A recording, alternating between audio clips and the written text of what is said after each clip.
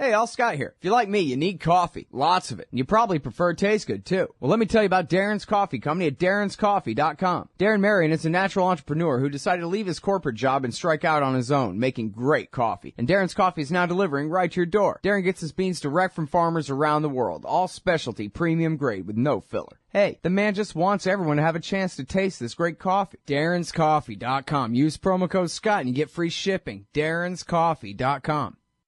All right, y'all, welcome back to the show. I'm Scott Horton. This is my show, The Scott Horton Show. All right, hey, check it out. I got the great Jason Ditz on the line. Thank goodness for that. Hey, Jason, how are you, man? I'm doing good, Scott. How are you? I'm doing real good. Appreciate you joining us today. Everybody, you know Jason. He's the writer of all important news stories all day, every day at news.antiwar.com. He's the news director there, something like that, right? And, man, you gotta read, news.antiwar.com. Obviously, all the top headlines there, or just bookmark the thing.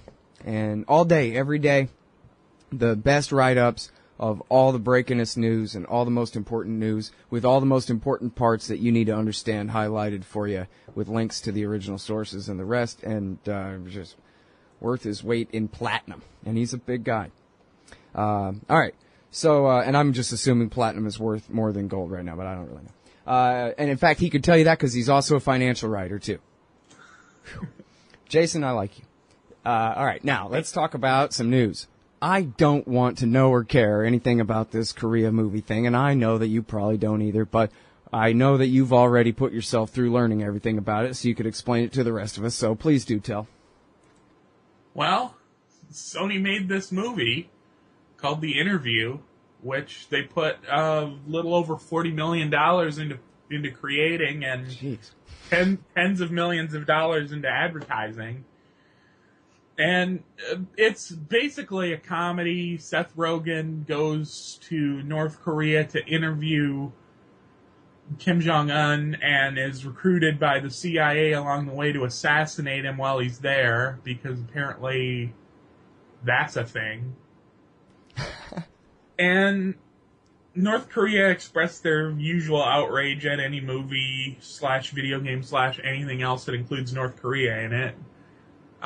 Somebody hacked Sony Pictures, leaked a bunch of their content, did huge damage to their servers.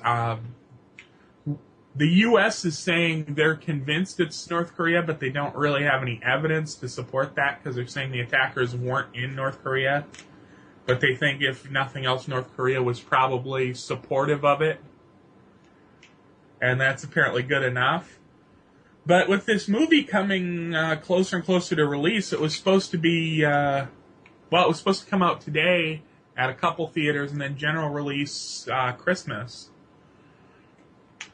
The hacker group, whoever they happen to be, threatened to 9/11 all the movie theaters, which is insane. You know this is just Matthew Broderick in his bedroom goofing around. What in the world? I know. First of all, what does that even mean to 9/11 all the movie theaters? They're going to literally crash planes into every single movie theater in the United States? And who's going to do that? North Korea? Yeah. They got sleeper cells all over America, ready to attack, huh? I mean, even if North Korea is behind this, which there's some doubt about, they certainly aren't capable of attacking every movie theater in the United States. And whatever hacker group they're working with or is working on their own certainly isn't capable of that. But insurance premiums being what they are, and all insurance policies saying we don't cover terrorism, a lot of the big movie theater companies bailed on the movie and said, well, we're not going to show it on Christmas. Oh, man. And Sony, deciding that nothing was better than something, said, well, if the big theaters aren't going to show it, we're not going to release it at all. And, in fact, they went so far as to say not only are they not releasing it in theaters, there are no plans to even bring it out on DVD, which seems even more ridiculous because they're going to 9/11 all our houses. Yeah, what are they? They're going to attack every DVD player in the United States? I mean, that's just even more ridiculous. man. But for now, Sony is just saying, well, we're going to just sit on this movie forever. And I'm sure they'll come around eventually because they put too much money into it not to, but... Man. So, this whole thing about the Sony hack started as a story that I'm seeing in the margin of all the things I'm reading, but I don't care about. Yeah. Some producer said something about some movie star that I don't care about, big deal kind of thing. And now they've gone and made it a thing that I have to pay attention to. And what they've done, Jason, if I'm reading you right, if I'm hearing the story that you're telling correctly, what you're saying is that the Americans are doing everything they can, I guess, or the theater companies, the corporations involved here, the insurance companies involved here, are doing everything they can to show the world that there's no one easier to push around than the crybaby, tiny, little, helpless American people. Absurd is what Benjamin Netanyahu called it. It's worse than that. If a non-existent threat from a hacker who probably does not represent the state of North Korea, which could not attack America in any sense, in any way, or threaten American movie theaters in any way, can get an entire movie pulled from being released at all due to just a threatening email that could shut down an entire movie across the country. I mean, that is just, somebody called it the Twilight Zone, but that's not right. This is like Krusty the Clown show. This is just beyond the theater of the absurd. I don't understand. I must not understand. What did I leave out? What did I miss? Did they actually, kill somebody? Did they do something to somebody? They just hacked Sony and then sent them a threatening email, like you said, and then that was all it took. Oh, my God. Yeah, Fitzy G's saying the whole thing's a publicity stunt anyway. It very well could be. I was just reading a thing about, I had no idea what it was I was reading, Jason, but they made reference to how during World War II, they even had a slogan for it that you're supposed to memorize. You may know it, the cliche for it about something about a stiff upper lip or something along those lines, about how Brits, when a V-2 rocket goes off and kills 200 people, they're supposed to go about their day and go get a pint at the pub and be brave. Because what are you going to do? Bow down and quiver and cry in front of Hitler and the Nazis? No. Right? And so 40,000 people died in the terror bombing of the Battle of Britain. 40,000 people were killed. And they didn't go and just sit and adopt as a national policy, flogging themselves and crying and being the biggest baby that they could. And I'm sure there was a lot of crying over and a lot of grief, but it wasn't adopted as a national policy of, oh, boo-hoo, what victims we are, for crying out loud. And this is unreal. I can't even believe what you're telling me. This sounds like the plot of some stupid movie. It really does. And I mean, I'm sorry. I should come up with good questions to ask you. Well, it's just so absurd. I mean, North Korea literally threatens to attack the United States and to wipe out the United States several times a year. Yeah. At least every April. They never miss an April. Every April, there's the U.S.-South Korea joint war games along North Korea where they pretend to attack North Korea. North Korea gets all riled up. Everything calms down when they have to send their troops back to start planting crops so they don't all starve to death because their collectivized farm system just flat out doesn't work. And if they didn't use the military to plant crops and harvest them, half the country'd starve. But they come up with these idle threats that nobody takes seriously anymore. But somehow Sony does. Man. Yeah, it's amazing to me that the way all the theaters reacted to this, too. Instead of saying, yeah, right, I'll tell you what, we'll post an armed guard. Well, it's something easy, I don't know. But anyway, what a joke. Well, when we get back, I'm going to ask you probably one more question along these lines, which is about, what you know about the origin of the actual Sony hack, for what interest it is. And then we'll talk about important stuff, like maybe some Palestine or some other things. Hey, y'all, Scott Horton here for WallStreetWindow.com. Mike Swanson knows his stuff. He made a killing running his own hedge fund and always gets out of the stock market before the government-generated bubbles pop, which is, by the way, what he's doing right now, selling all his stocks and betting on gold and commodities. Sign up at WallStreetWindow.com and get real-time updates from Mike on all his market moves. It's hard to know how to protect your savings and earn a good return in an economy like this. Mike Swanson can help. Follow along on paper and see for yourself. WallStreetWindow.com. All right, y'all, welcome back. I'm Scott Horton. It's my show, The Scott Horton Show. Talking with Jason Ditz from antiwar.com, news.antiwar.com. And we're talking about this North Korea thing. Apparently, a bunch of right-wingers are saying we got to go to war with North Korea now, which brings us back to the question. Jason, do you know of any reason to believe that North Korea has anything to do with this, really, at all? Not at all. In fact, North Korea denied having anything to do with it, which, I mean, okay, then they say, well, they're probably lying, but when has that ever been North Korea's MO? They always brag about everything they do and half the stuff they don't do. Right. And all the threats are coming from the same people who did the hack and not from any other North Korean known origin or anything like that. Right. And that's it. Okay. Yeah, somehow I'm still not convinced. Okay, well, next question. So what about the State Department influence in here? I actually saw a tweet yesterday from an AP reporter said, well, I have sources in the State Department who say it's not true. But something from these emails say that the State Department gave at least an okay on this. What about that? Right, and on the movie, that is, on the production of the movie, which is the plot is killing the dictator there.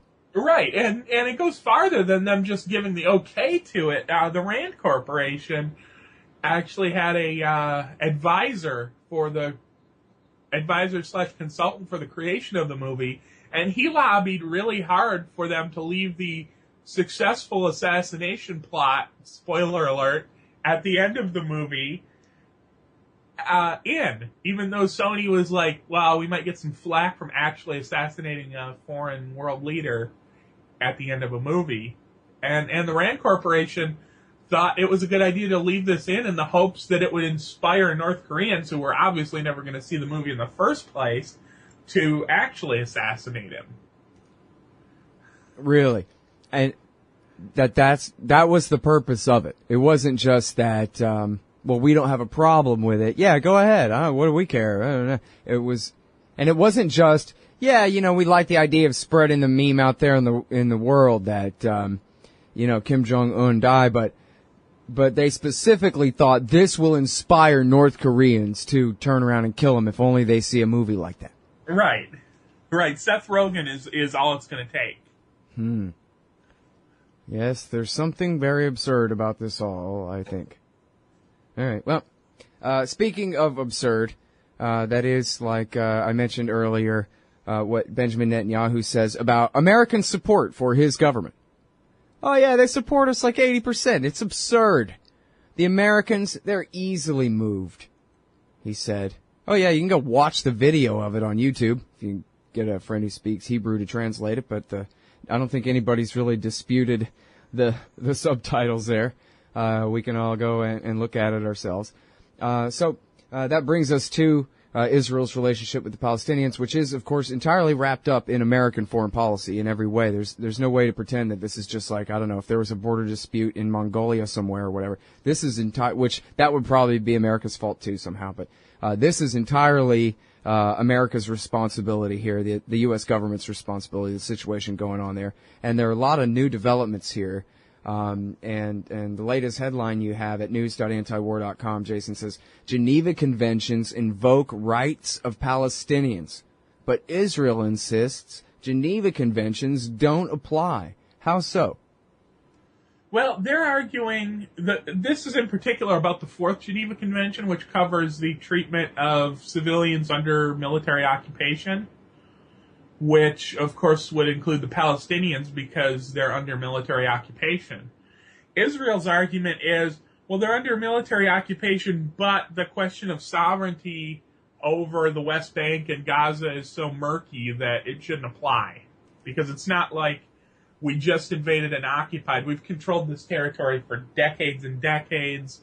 The Palestinians never had an independent state, and Jordan doesn't want the West Bank back, and Egypt doesn't want the Gaza Strip back. So there's not a opposition faction claiming legitimate sovereignty over that territory. So their argument is, well, then the Fourth Geneva Convention just doesn't apply. Well, but then even according to that bogus argument, couldn't Abu Mazen or Abu Abbas, they call him, what's his name? Whichever. The leader of the PA, he could just say, I'm declaring myself the leader of a state. This is a state, and we want all these rights. Wouldn't that undermine that entire argument right there without Egypt or Jordan being involved? Well, it does, and they have. The Palestinians have claimed sovereignty over this territory. But they don't even address that. The Israelis don't address that in their argument? Or they say that doesn't count? The Israeli argument is that there's no historical basis for an independent Palestine, so they can't claim their own sovereignty. Okay, well, that's completely ridiculous. And the law doesn't recognize that. Of course, the Ottoman Empire used to rule Palestine. They're saying unless the Ottomans had created an independent state and set it free back when, or if the British had before they gave it to the Israelis, then that would be perfectly fine then. And then they would, of course, have the right to invoke the Geneva Conventions and our military occupation of their territory. But since the Ottoman Turks never gave them their own state back when, then that means we don't have to recognize their rights today. Right, and that's basically it. And the conference, which the U.S. boycotted because it was about Israel, and they boycott anything that's about Israel that Israel doesn't like, found that, yes, the Fourth Geneva Convention does apply in the occupied territories, which is important because Israel is violating that on numerous counts. The big things in the Geneva Convention are no collective punishment. You're not allowed to conduct any population transfers from the occupying state into the occupied territories, which is exactly what the settlements are. Right. And that's the excuse they're claiming is, listen, we're in the middle of stealing this territory, so it's murky. We're occupying it. We're colonizing it. We're taking it from them. So how can they say it belongs to them when we've gotten away with it so long so far? Right, and that's the whole point of the Fourth Geneva Convention is that you're not allowed to do that. But I know a lot of people get emotional about this, Jason, but I would just ask people in the audience who were just, reacting against this, knee-jerk fashion, to just stop and consider for a moment if it was the other way around. If the Palestinian, Muslim, and Christian Arabs had rounded up all the Jews and forced them into the Gaza Strip concentration camp, or colonized them and built these giant walls to imprison them and treat them as at least, fourth or fifth or 10th class citizens of one degree or another there in the occupied West Bank. If it was the other way around and it was the Palestinian, Arab, Christians, and Muslims doing this to the Jews, Americans would be absolutely freaking out. Well, same difference. It's the exact same difference. That's all it is. And in fact, you know what, Americans? The Jewish Israelis, more of them might look white and European like us, but you can't speak their language any more than you speak Arabic. So what the hell? Why should Americans defer to the Israelis in this situation when they're the aggressors, when their excuses are laughable because they're lying, because what they're doing is wrong and it's so obvious on its face all day, every day? It's wrong for Americans to continue to pretend that the poor Israelis are the underdogs in this damn thing. It's just not so. Well, right, and historically, this happened a lot. Historically, occupying neighboring lands and then colonizing them like this is how states grew. But this is not the Middle Ages. This is not the way things are supposed to work anymore. And the Geneva Convention, the whole point of them is to spell out that things like torturing occupied civilians, expelling populations, creating colonies, those things aren't to be done anymore in a civilized world. But Israel does them openly and insists that the situation's just too murky to criticize. Yep. Well, I know the excuse is wearing thin. In a lot of places, it seems like people are pretty much just over any kind of expectation that the American-led Oslo-style peace process thing is ever going to kick in. So it's a new day. I don't know what's going to happen next. I know a lot of people are pushing for a one-state solution or different routes to two states, but it seems like they're going to be big changes, politically speaking, anyway, if not the facts on the ground here coming soon. Oh, well, what do you think? The EU just recognized, took Hamas off the terrorist list today. That's indication of something there. Anyway, I'm sorry. I don't always phrase things in the form of a question, Jason, and obviously we're out of time now, too, so sorry about that. Thank you for your great journalism all the time, man. You do great work. Sure, thanks for having me. That's Jason Ditz, news.antiwar.com. Thanks for listening. See you tomorrow. So you're a libertarian, and you don't believe the propaganda about government awesomeness you were subjected to in 4th grade. You want real history and economics. Well, learn in your car from professors you can trust with Tom Woods' Liberty Classroom. And if you join through the Liberty Classroom link at scotthorton.org, we'll make a donation to support The Scott Horton Show. Liberty Classroom, the history and economics they didn't teach you.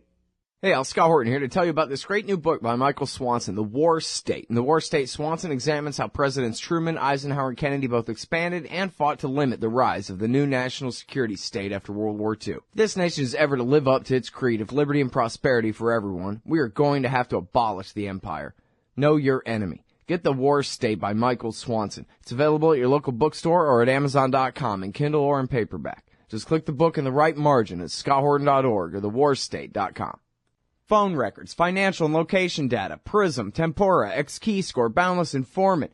Hey, y'all, Scott Horton here for offnow.org. Now, here's the deal. Due to the Snowden revelations, we have a great opportunity for a short period of time to get some real rollback of the national surveillance state. Now, they're already trying to tire us by introducing fake reforms in the Congress. And the courts, they betrayed their sworn oaths to the Constitution and Bill of Rights again and again, and can in no way be trusted to stop the abuses for us. We've got to do it ourselves. How? We nullify it at the state level.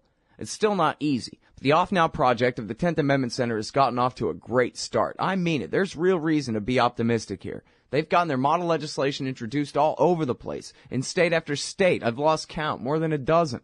You're always wondering, yeah, but what can we do? Here's something important, something that can work if we do the work.